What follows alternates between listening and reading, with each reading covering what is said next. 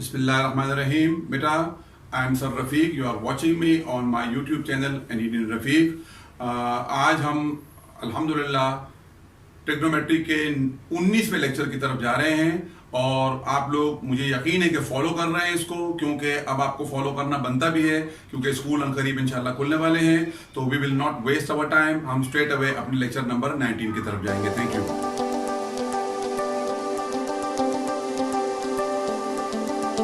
Today is 4th of July 2020. The day is Saturday. Math Online Trigonometric Tips, lecture number 19. Alhamdulillah. Today we talk about right angle triangle. Like in the previous lecture, I told you कि जो triangle होता है उसके अंदर 3 angles होते हैं और 3 उसके साइड्स होते हैं अकॉर्डिंग टू साइड्स और अकॉर्डिंग टू एंगल्स। हमने आपको उसको डिफरेंशिएट करके बताया था। अब ये एक राइट एंगल ट्राइंगल आपके सामने है, LMN। इसको हम MLN नहीं पढ़ेंगे क्योंकि जहां पे 90 का एंगल होगा ना, वो जो अल्फाबेट है वो बीच में आएगा। ठीक है, तो this will be called LMN, not NLM, right. अच्छा, अब इस राइट एंगल ट्राइंगल में आप देखें एक थीटा दिया हुआ है आपको और एक 90 डिग्री का एंगल है। हमने आपको बताया था कि triangle in which we have one angle equal to 90 degree is called right angle triangle. तो अब इसमें देखें मेजरमेंट MN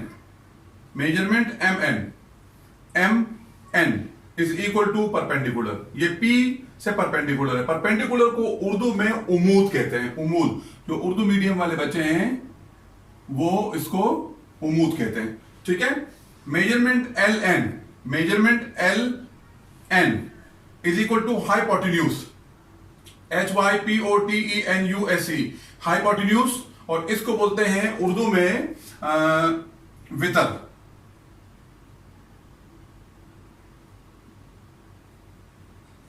ठीक है, और उसके बाद measurement LM is equal to base, जिसको B से कहते हैं, और इसको उर्दू में कहा जाता है कायदा।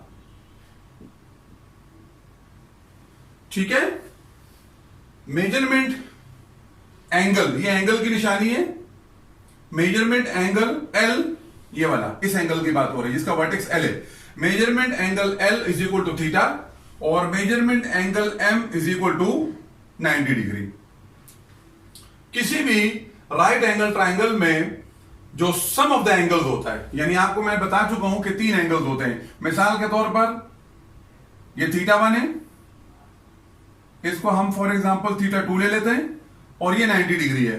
तो अब एक रूल है और वो रूल क्या है कि sum of the angles in any triangle is equal to 180 degree. कोई भी ट्राइंगल हो, लेकिन चूंकि हमारे पास यहां राइट एंगल ट्राइंगल है लिहाजा हम इसकी बात करेंगे।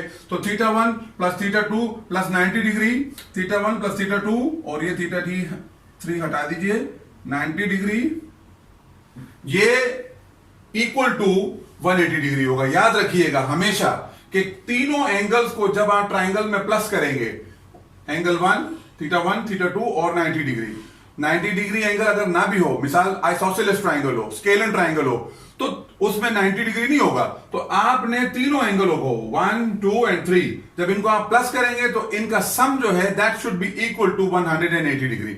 ना ज्यादा आना चाहिए ना कम आना चाहिए। ठीक है, अब आते हैं एक और फार्मूले की तरफ। In right angle triangle hypotenuse का square is equal to base का स्क्वायर प्लस परपेंडिकुलर का स्क्वायर, यानी इसको उमूद का स्क्वायर प्लस कायदे का स्क्वायर इज इक्वल टू वितर का स्क्वायर। ये एक इसका बड़ा मशहूर फार्मूला है जो आपको याद करना पड़ेगा। अब इसमें देखें बेटा, यहां तक तो मैं समझता हूं इजी है, लेकिन बच्चे गलती कहां करते हैं? पोजीशन ऑफ परपेंडिकुलर मालूम करने में बच्चे अक्सर गलती करते हैं। ठीक है, मिसाल के तौर पर ये एक राइट एंगल ट्राइंगल आपके सामने दिया हुआ है, इसका थीटा वर्टेक्स C पर दिया हुआ है। तो अब C के सामने जो साइड होगा, यानी मेजरमेंट AB, ये आपका परपेंडिकुलर होगा। आप समझ गए? मेजरमेंट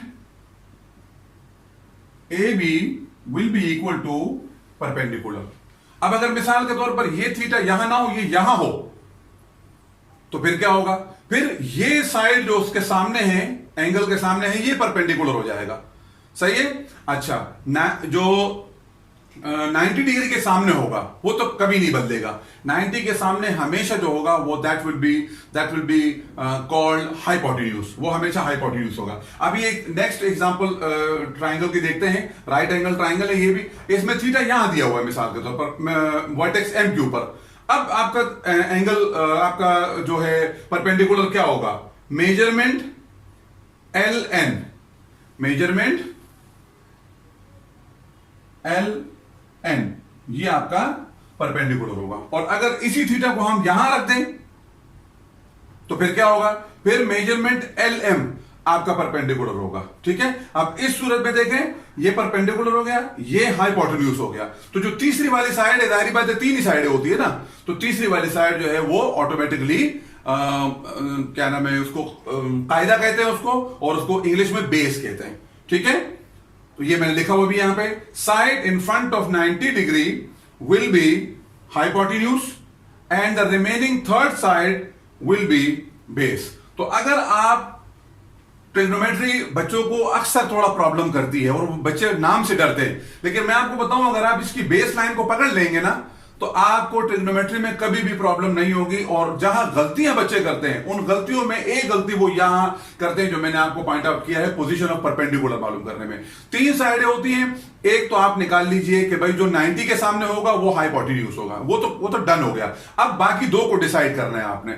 बाकी दो में से एक कैसे डिसाइड होगा? जहां पे एंगल होगा आपका, जहां थीटा होगा, उसके सामने वाला परपेंडिकुलर हो जाएगा, तो दूसरा भी डिसाइड हो गया। तीसरा क्या रह गया? जो तीसरा रह गया वो आपका बेस हो गया। ठीक है बेटा, तो होपफुली आपने मेरे लेक्चर को पसंद किया होगा। अगर मेरा लेक्चर आपको पसंद आया है तो आप प्लीज मेरे YouTube चैनल पे जाइए, वहां पे NEDN रफीक के नाम से मेरा चैनल है, उसको सब्सक्राइब कीजिए और बेल आइकन को जरूर प्रेस कीजिए ताकि आपके पास हर वीडियो जो है ना वो पहुंचती रहे। Please, thank you very much, बहुत शुक्रिया आप लोग का। अस्सलाम वालेकुम।